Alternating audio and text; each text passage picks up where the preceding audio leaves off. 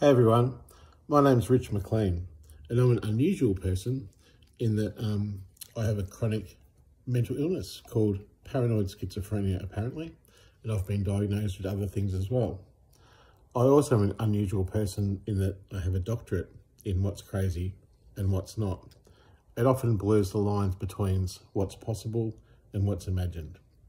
I'd just like to say a statement that just the fact that I have been given this diagnosis doesn't exclude that a conspiracy is actually happening when it comes to me, who's a targeted individual of the government.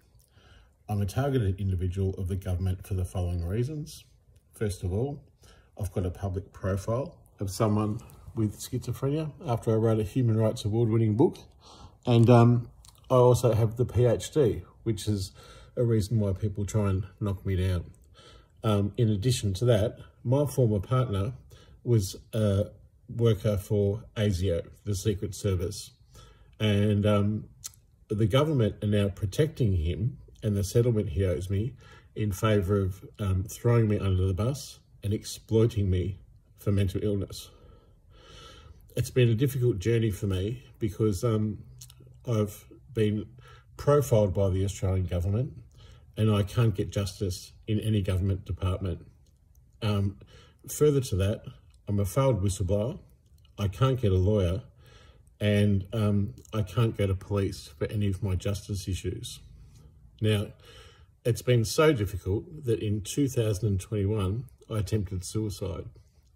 It was deemed fatal and a lethal injury, but now that tragedy's been whitewashed and I live with some memory problems because of the acute loss of my blood.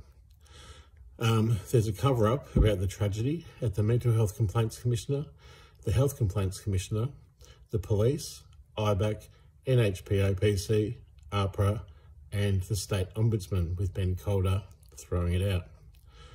This is difficult for me because I've been financially abused in other ways too. Obviously, I didn't get a settlement for that, but that's still outstanding. There's another settlement outstanding of my former partner, an ASIO employee, Steve Isonides, who is being protected by the Australian government under ASIO's laws. And he had $1 million in super. He clearly owes it, at least half of that to me, as per the law. But the law doesn't work for some particular people, such as me. So that's another way I've been financially abused. Another way I've been financially abused is that I've, after my PhD, I ran a business doing artist life coaching for people on the NDIS, and I became unwell when my own child sexual abuse case was thrown out by a magistrate as doomed to fail. Colourful language for a sexual abuse survivor. Anyway, I got unwell because I was triggered by my own clients' sexual abuse issues, and I knew I was framed and it rendered my work illegitimate.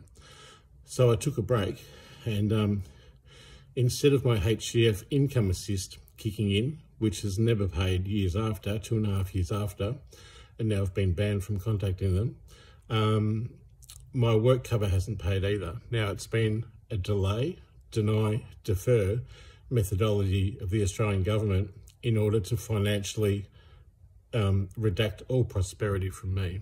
That's still outstanding, and it's currently held up at the, at the AAT, and they're rejecting my work cover on account of, quote, I'm not an employee for the purposes of the SRC Act. But you see, I'm also a failed whistleblower, and the federal court, when they got back to me and rejected me, inadvertently acknowledged that I was an employee of the Department of Social Security. So if my case fails at the AAT 2.5 years after I should have got compensation, then I get to appeal to the federal court. But the federal court have already ruled that I'm an employee of the Department of Social Security. Both can't be true.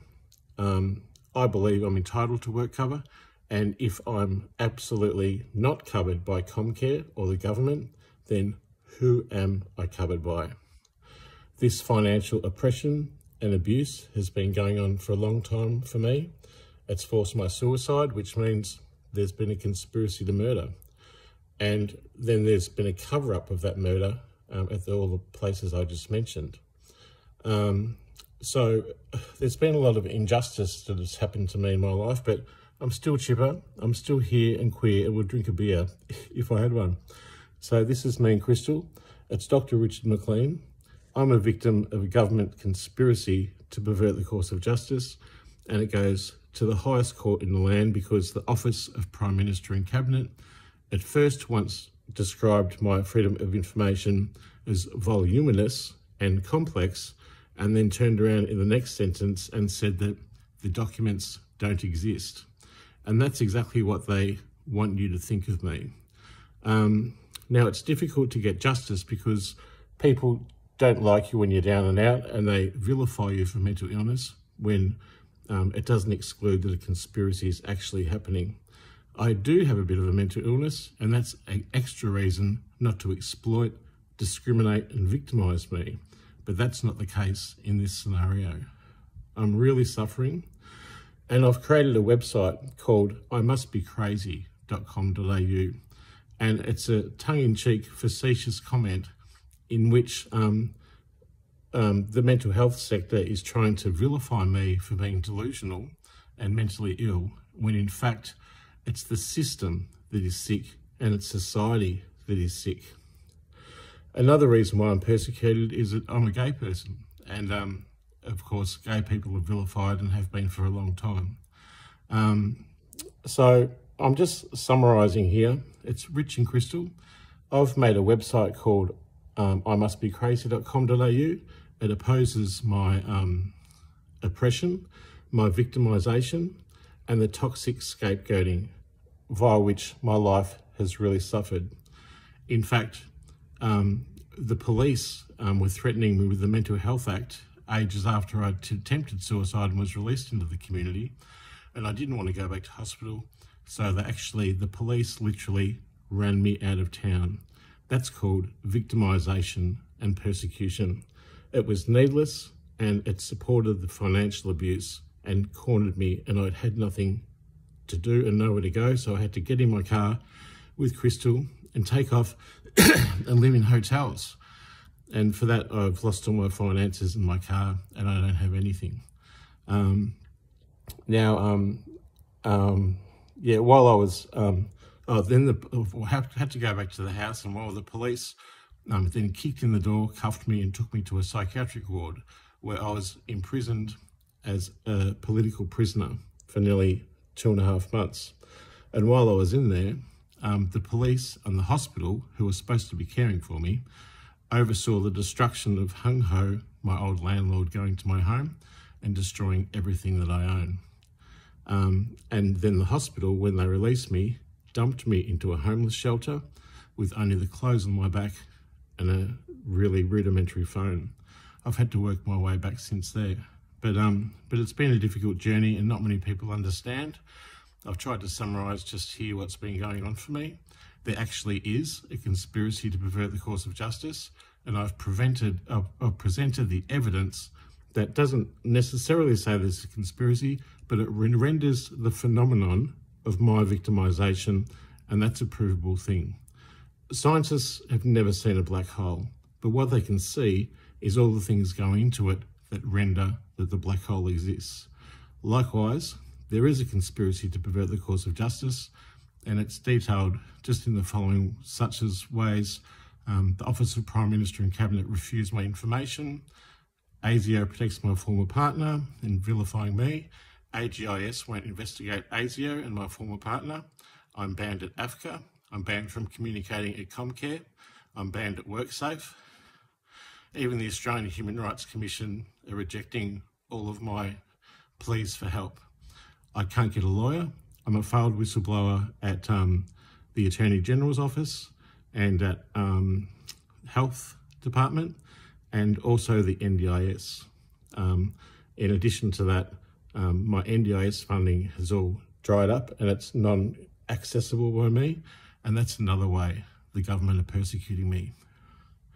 My child redress scheme for institutional child sexual abuse has been delayed, denied, deferred over 1.5 years after I put in my claim, and they are still allowing me to live in poverty with having to beg for food and money whilst they delay, deny, defer the justice and any potential compensation. So it's been a difficult road for me, but here I am with my dog Crystal. My former partner was apparently done for embezzlement for my whistleblowing, and he's now threatened to kill my dog and me because he was caught with his own dirty finances. It's not fair. My victimisation is profound, and I oppose it. I invite you to go to the website imustbecrazy.com.au, and if you can invest in my justice, my PayID is 0400 639 248, and I will repay you back when my prosperity eventually lands. They can't keep delaying, denying, deferring justice for me forever and a day. And it's an intentional and malicious and awful way to treat me that victimises me and is causing me harm, and it does that by redacting all of my prosperity. They're trying to kill me. They've already killed me once. I died, I was revived, and now there's a cover-up. Can you please stand with me? Stand with me and Crystal, because we need a home. We don't ask for much. We just want a simple life where we can exist free from victimisation and government tyrannical oppression. I know what I'm talking about. It's happened to me. This is me talking, and this is my experience. I've proven it with evidence at the website. So, yeah, it's pretty emotional. But yeah, I hope you can all stand with me and oppose this horrendous victimisation which has occurred to me, which is systemic and it's political and it's really cruel, and they're trying to do me harm. I want to invite you to stand with me in order to support me financially, and it will be an investment that I will pay back when my justice is paid. It's Rich McLEAN. I'm a doctor of philosophy. I'm not a stupid person, but now my memory is a bit marred from the suicide attempt. I hope you can stand with me and support me and Crystal in my quest to oppose this heinous government victimisation. Okay, I'm going to sign off now, and I'm going to leave you all to the website to have a look at.